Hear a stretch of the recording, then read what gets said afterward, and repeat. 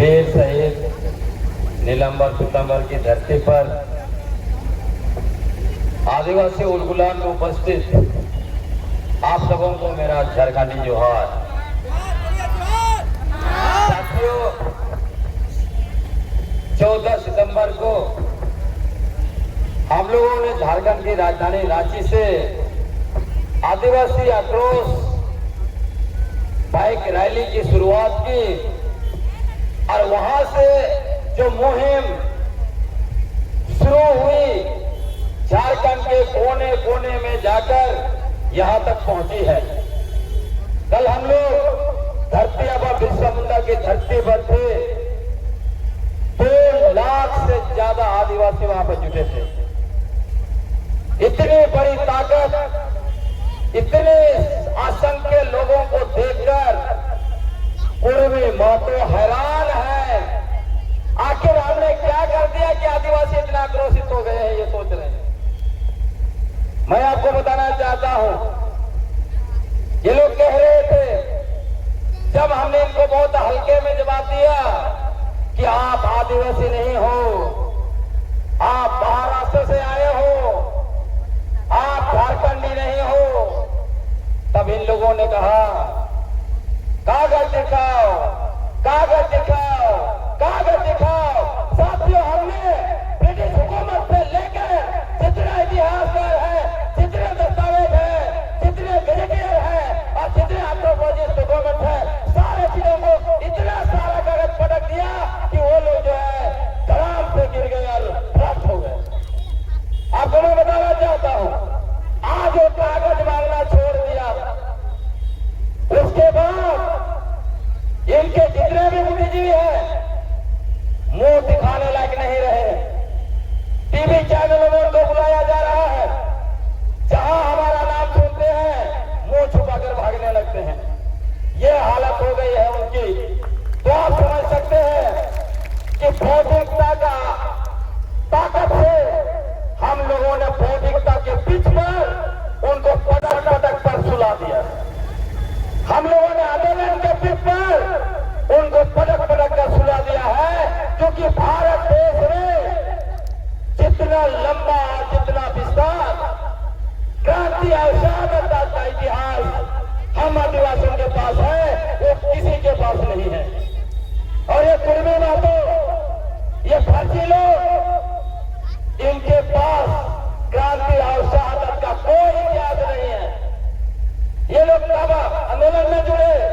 झारखंड आंदोलन का 3रा पेज में मलंग के जयपाल सिंह मुंडा ने 1930, 40 और 50 के दशक में जब झारखंड अलग राज्य आंदोलन को उफान पर ला दिया, उस समय में इनके सबसे बड़े नेता स्वर्गीय विनोद बिहारी महतो उस आंदोलन का समर्थन नहीं किया। मैं आपको बताना चाहता हूं, 1952 में वो जनरल इलेक्शन लड़े, उसके बाद चुनाव लड़ते रहे, एमपी भी बने, लेकिन उन्होंने झारखंड आंदोलन का कभी समर्थन नहीं किया। वो कब झारखंड आंदोलन में जुड़े? जब 1972-73 में झारखंड मुक्ति मोर्चा बनी। झारखंड आंदोलन का 3रा फेज में, और ये क्या नैरेटिव बनाते हैं, कहते हैं झारखंड आंदोलन में हमने सबसे ज्यादा योगदान किया है। इसी से आप समझ सकते हैं ये कितने फर्जी लोग हैं, फर्जी इतिहास बनाते हैं। हम आदिवासी लोग इतिहास रचते हैं और कुर्मी महतो हमारा इतिहास कब्जा करते हैं। ये लोग कब्जाधारी हैं। साथियों, मैं जब सारे दस्तावेज को पढ़ रहा था तो मैं समझने की कोशिश कर रहा था। 1871 का क्रिमिनल ट्राइब एक्ट में 163 जाति समुदायों को डाला गया था। उसके बाद 1950 में जब हम लोग के लिए आदिवासी का आदेश आया, उसमें 163 में से बहुत को छोड़ दिया गया।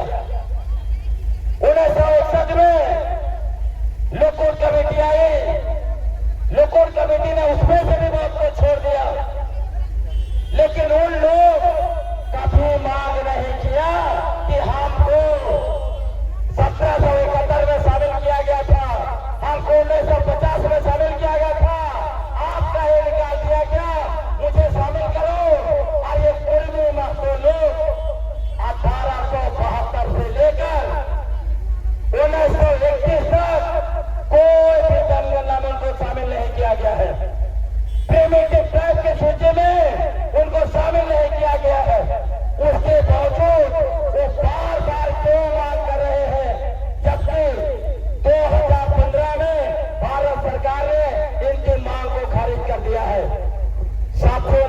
गहराई में जाने की कोशिश किया।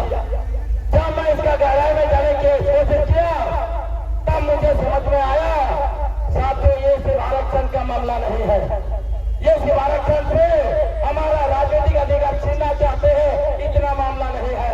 अगर आपको सच्चाई जानना है, आप चले जाइए रांची जिला का पूर्व साइड में चले जाइए, सिल्ली के बगल में बहुत बड़ा इलाका है जहां पर गुंडाओं का सबसे बड़ा शासनगिरी है, चोका हाथू। चोका हाथों का जो इलाका में है उसको बोलते हैं सोना हाथों ब्लॉक।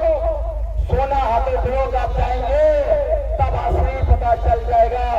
सोना हाथों में आपको ऐसे ऐसे मुंडा गांव मिलेंगे जहां एक भी मुंडा नहीं है, सारे के सारे कर्मी महतो भरे पड़े हैं।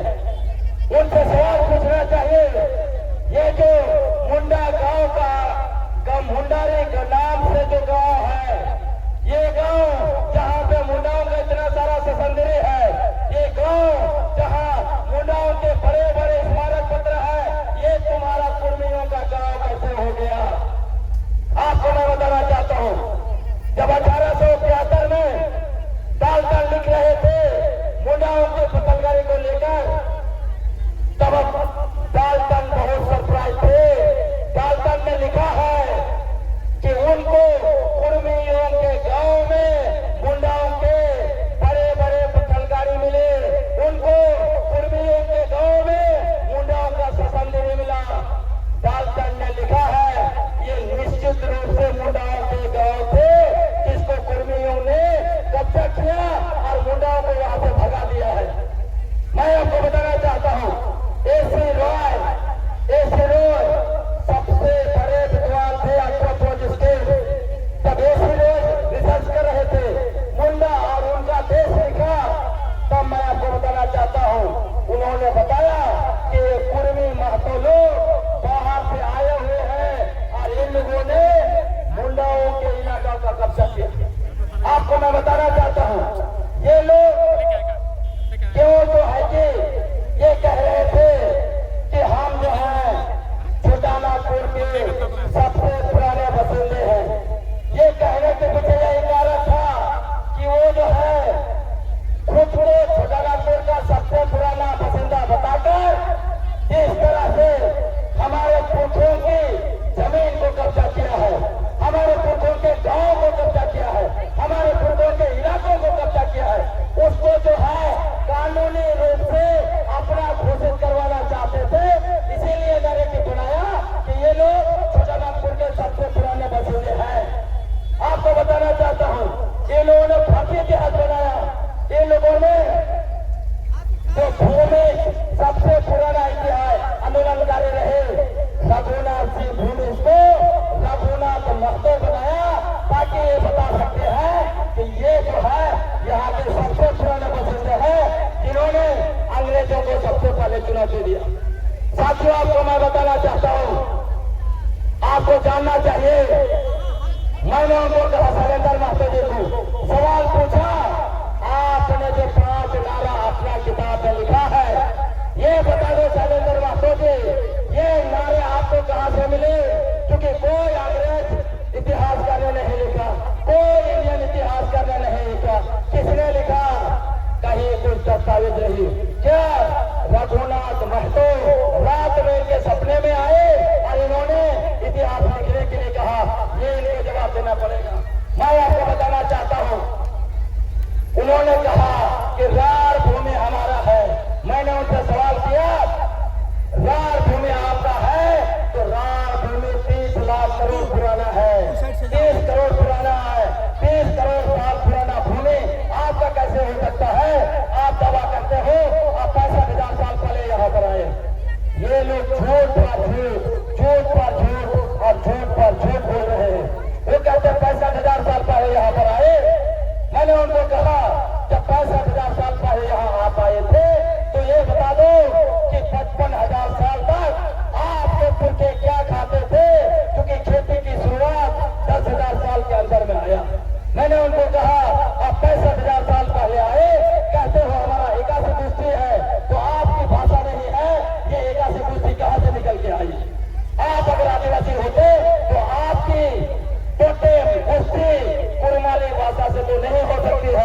कि कुरमाली भाषा सिर्फ 500 साल के अंदर में आई है। मतलब आप सारे चीजों को झूठ बता रहे हो। आपका गोष्ठी कुरमाली भाषा में कैसे हो सकता है?